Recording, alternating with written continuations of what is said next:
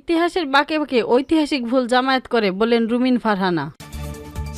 জাতিসংঘ সাধারণ পরিষদে ভাষণ দিচ্ছেন প্রধান উপদেষ্টা। চূড়ান্ত ভোটার তালিকায় প্রকাশ, কাউন্সিল রশিদ ফিরে পেল 15টি ক্লাব। এবছর সারা দেশে 33,355 মণ্ডপ মন্দিরে দুর্গাপূজা হবে। ইতিহাসের বাঁকে বাঁকে ঐতিহাসিক ভুল জামায়াতের ইসলামী করে বলে মন্তব্য করেছেন বিএনপি সহ আন্তর্জাতিক বিষয়ক সম্পাদক ব্যারিস্টার রুমিন ফারহানা। সম্প্রতি একটি বেসরকারি টেলিভিশনের টক শোতে এ মন্তব্য করেন রুমিন ফারহানা। রুমিন ফারহানা বলেছেন, শেখ হাসিনা যখন জাতীয় বেঈমান হিসেবে পরিচিত হয়ে 1986 সালে স্বৈরাচারকে ন্যায্যতা দিতে, বৈধতা দিতে নির্বাচন করেছিলেন, তখন শেখ হাসিনার সঙ্গে জামায়াতও নির্বাচনে অংশ নেয়। 94 থেকে 96 সাল পর্যন্ত জামায়াত আওয়ামী লীগের সঙ্গে পূর্বের আন্দোলন গড়ে তোলে বিএনপি সরকারকে বাধ্য করে সংবিধানে তত্ত্বাবধায়ক সরকার ব্যবস্থা আনতে। বিএনপির এই নেত্রী বলেন, জামায়াতের আমির, নায়েবে আমির বা সেক্রেটারি জেনারেল যা বলেছেন সেটা একেবারেই গ্রামের কর্মী পর্যন্ত জানেন। আমি বহু জায়গায় বলেছি, নিজেরাও স্বীকার করেন, তারা অত্যন্ত সুশৃঙ্খল এবং দলের আনুগত্য ভীষণভাবে মেনে চলেন। সেটা একেবারে গ্রামের প্রত্যন্ত অঞ্চলের যিনি কর্মী তিনি সেটাকে অক্ষরে অক্ষরে মেনে চলবেন তার ভাষায়। সুতরাং যে আহ্বান জামায়াতের সর্বোচ্চ তরফ থেকে অভ্যুত্থানের পরপর এসেছে, আমরা আওয়ামী লীগকে ক্ষমা করে দিলাম। গত বছর এ ধরনের তাদের নেতাকর্মীরা এই আহ্বান সারা দিয়ে কার্যক্রম চালিয়ে গেছেন, যে কারণে ওনাদের কোনো সভা সম্মেলন থেকে যখন বক্তব্য আসে তখন বক্তব্যের শেষে হঠাৎ করে কেউ কেউ বলে ফেলেন জয় বাংলা, মানে মুখ ফসকে বেরিয়ে যায়। দীর্ঘদিনের অভ্যাস তো মুখ ফসকে বেরিয়ে যায়। ছাত্রদল ও ছাত্র শিবির প্রসঙ্গে রুমিন ফারহানা বলেন, গত 15 বছর যখন ছাত্রদল ক্যাম্পাসের এক মুহূর্তের জন্য ঢুকতে পারেনি, তখন শিবিরের নেতাকর্মীরা খুবই চমৎকারভাবে ছাত্রলীগের মধ্যে ঐক্যভূত হয়ে রাজনীতি করতে পেরেছে। প্রত্যেকটা হলে হলে শিবিরের কর্মীরা থাকতে পেরেছে, রাজনীতি করতে পেরেছে। তাদের মধ্য করে আওয়ামী লীগের সঙ্গে মিলেমিশে ক্যাম্পাসে একটা দল গঠন করতে পেরেছে। শিবিরের এই রাজনীতি করার একটু সুফল তারা ডাকসু ও জাকসু নির্বাচন পেয়েছে।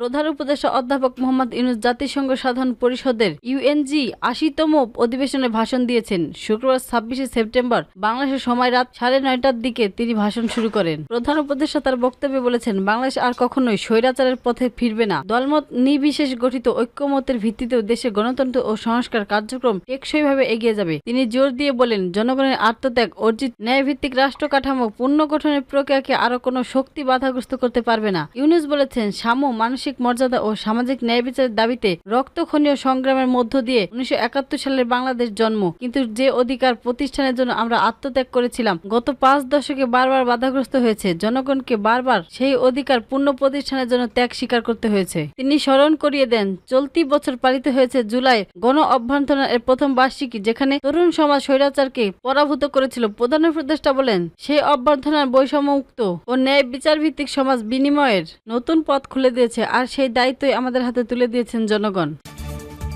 আগামী 6 অক্টোবর অনুষ্ঠিত হবে বাংলাদেশ ক্রিকেট বোর্ডের বিসিবি পরিচালক পরিদর্শন নির্বাচন। আসন্ন এই নির্বাচনকে সামনে রেখে চূড়ান্ত ভোটের তালিকা প্রকাশ করছে নির্বাচন কমিশন। তালিকায় জায়গা পেয়েছে 191 জন কাউন্সিলর। শুক্রবার 26 সেপ্টেম্বর প্রধান নির্বাচন কমিশনার মোহাম্মদ হোসেনের নেতৃত্বাধীন 3 সদস্য নির্বাচন কমিশন চুয়াডাঙ্গার বৈঠকের পর এই তালিকা প্রকাশ করেন। প্রাথমিক তালিকায় জায়গা না পেলেও চূড়ান্ত তালিকায় ঢাকার 15টি ক্লাবকে অন্তর্ভুক্ত করা হয়েছে। এই ক্লাবগুলোর মধ্যে রয়েছে একরিউম cricketers, Dhaka cricket academy, Mohammad cricket club, Mohanganj cricket coaching academy, Purbanchal sporting club, Gulshan cricket club, old Dhaka cricketers, Vikings cricket academy যেখান থেকে ইফতেখার রহমান মিঠু কাউন্সিলর হয়েছিলেন, Banani cricket club, Nakhalpara cricketers, Mohakhali cricket academy, Dhanmondi cricket club, Pacific cricket club, সাফার স্পোর্টিং ক্লাব এবং আলফাফ স্পোর্টিং ক্লাব। এর আগে প্রাথমিক তালিকা থেকে এই ক্লাবগুলোর বাদ দেওয়ার কারণ হিসেবে দুর্নীতি দমন কমিশনের দুর্যোগ অনুসন্ধানে থাকা একাধিক অনিয়মের কথা উল্লেখ করেছিলেন।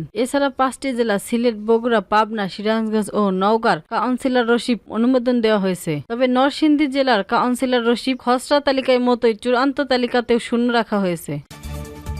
এবছর সারা দেশে 33,355টি মণ্ডপ ও মন্দিরে শারদীয় দুর্গাপূজা অনুষ্ঠিত হবে বলে জানিয়েছেন বাংলাদেশ পূজা উদযাপন পরিষদ ও মহানগর সার্বজনীন পূজা কমিটি। সংগঠনটি আরো জানায়, গত বছর সারা দেশে 31,461টি দুর্গাপূজা হয়েছিল। সেই হিসাবে এবার 1,894টি দুর্গাপূজা বেশি হচ্ছে। শুক্রবার 26 সেপ্টেম্বর দুপুরে দিকে রাজধানী ঢাকেশ্বরী জাতীয় মন্দিরে বাংলাদেশ পূজা উদযাপন পরিষদ ও মহানগর সার্বজনীন পূজা কমিটি এবং মতবিনিময় এসব তথ্য জানিয়েছেন। এতে মহানগর সার্বজনীন পূজা কমিটি সভাপতি জয়ন্ত কুমার দেব লিখিত বক্তব্য করে পাঠান। লিখিত বক্তব্যে বলা হয়, এবার ঢাকা মহানগরে 259টি পূজা অনুষ্ঠিত হবে। গত বছর ঢাকা মহানগরে 252টি পূজা হয়েছিল, সেই হিসাবে এবার ঢাকা মহানগরে 60টি পূজা বেশি হবে। পূজার সূচি তুলে ধরে লিখিত বক্তব্যে বলা হয়, আগামীকাল শনিবার শারদীয় দুর্গাপূজার উদ্বোধন, রোববার মহাষষ্ঠী, সোমবার মহাসপ্তমী, মঙ্গলবার মহা অষ্টমী, বুধবার মহানবমী, বৃহস্পতিবার বিজয় দশমী। সেদিন বেলা 3টার ঢাকা সহ সারা দেশে বিজয়ের শোভাযাত্রা বের হবে।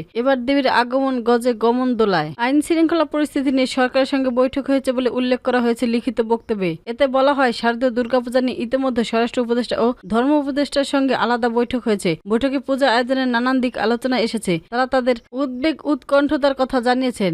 এই উপদেষ্টাও সুন্দরভাবে পূজা আয়োজনের কথা তাদের জানিয়েছেন। প্রতিকূলে পরিস্থিতি মোকাবেলায় তারা পদক্ষেপ নেওয়ার কথা বলেছেন।